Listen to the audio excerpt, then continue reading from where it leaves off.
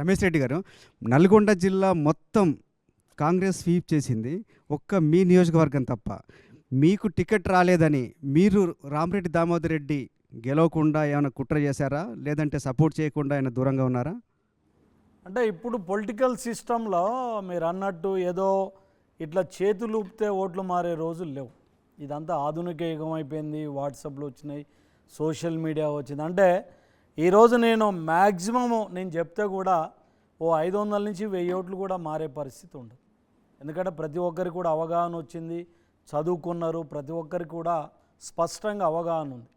ఇవాళ ఎవరైనా నేను ఓడగొట్టినని చెప్తే రాష్ట్రంలో ఎవరైనా అది అబద్ధమే.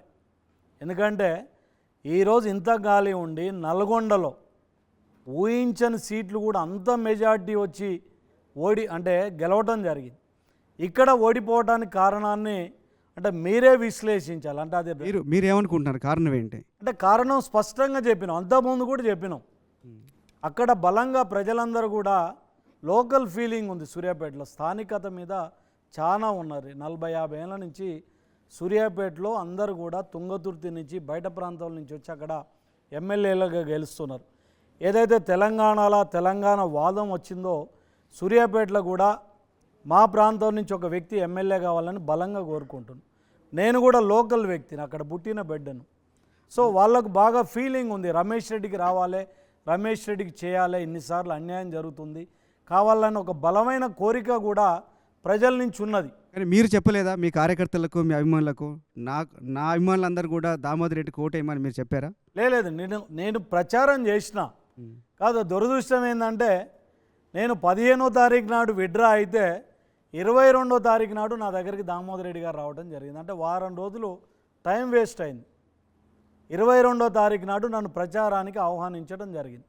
కానీ 22 నుంచి నేను ప్రచారం లాస్ట్ రోజు వరకు కూడా వారు ఎమ్మడి తిరిగినా, ప్రజలకు అప్పీల్ చేసినా, చేయాలనన్నా అంటే ఒక్కొక్కసారి మన చేతిలో కూడా ప్రజలు ఉండరు. ఇప్పుడు కేసీఆర్ కానీ ఇప్పుడు కాంగ్రెస్ మీరు నేను చూసుకున్నట్టయితే కాంగ్రెస్ వేవ్ వచ్చినప్పుడు కేసీఆర్ మాటలు ఎవరు వినే పరిస్థితి లేదు, టీఆర్ఎస్ మాటలు వినే పరిస్థితి లేదు. ఆ రకమైన భావన ఏమన్నా సూర్యాపేటలో కలిగి ఉంటుందని కూడా నేను అనుకుంటా. అక్కడ దామోదర్ రెడ్డి కాకుండా పటేల్ రమేష్ రెడ్డి పోటీ చేసుంటే గెలిచేవాళ్ళ? నేను గతంలో కూడా సూర్యాపేటలో నేను పాదయాత్ర చేయటం జరిగింది. దాదాపు రాష్ట్రంలో ఎవరు కూడా పాదయాత్ర చేయలేదు. భారత్ జోడో యాత్రలో భాగంగా 750 కిలోమీటర్లు నేను ఒక నియోజకవర్గంలో తిరిగిన.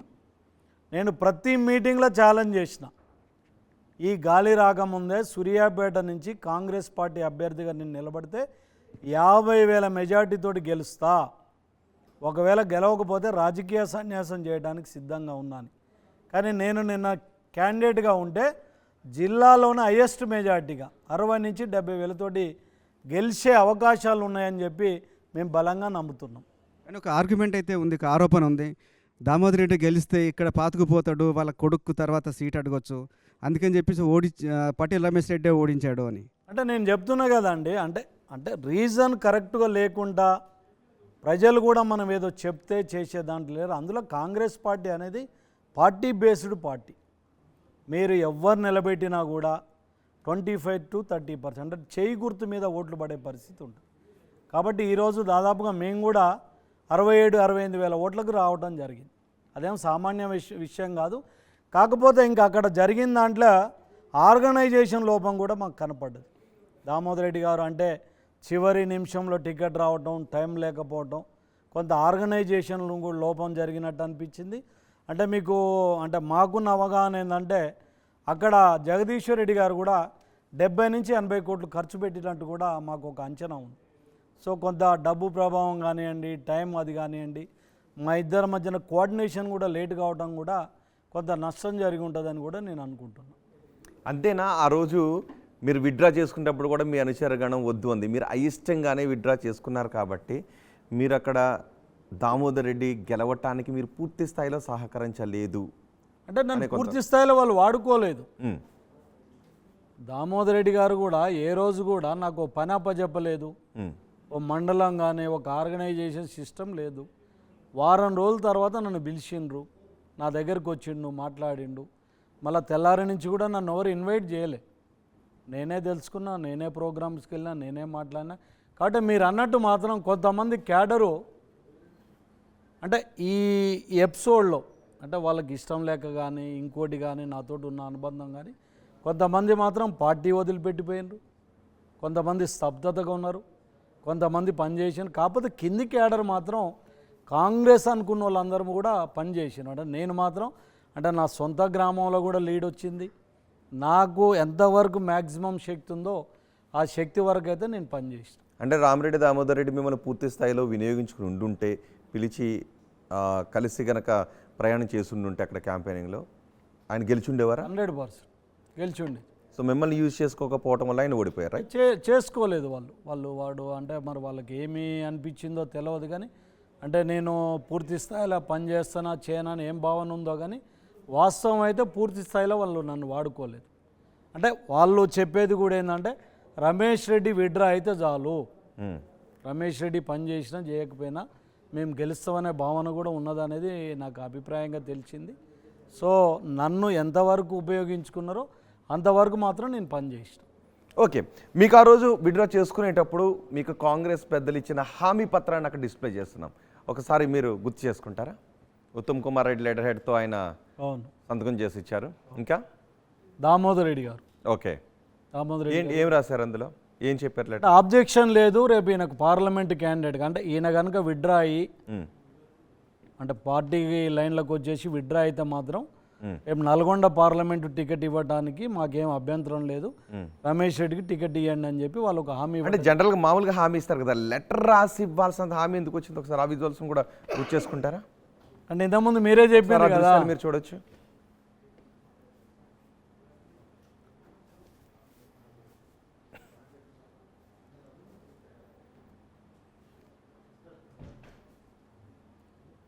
ఇప్పుడు ఆ దృశ్యాలు చూస్తుంటే మీకు ఏం గుర్తు వస్తుంది రమేష్ రెడ్డి గారు?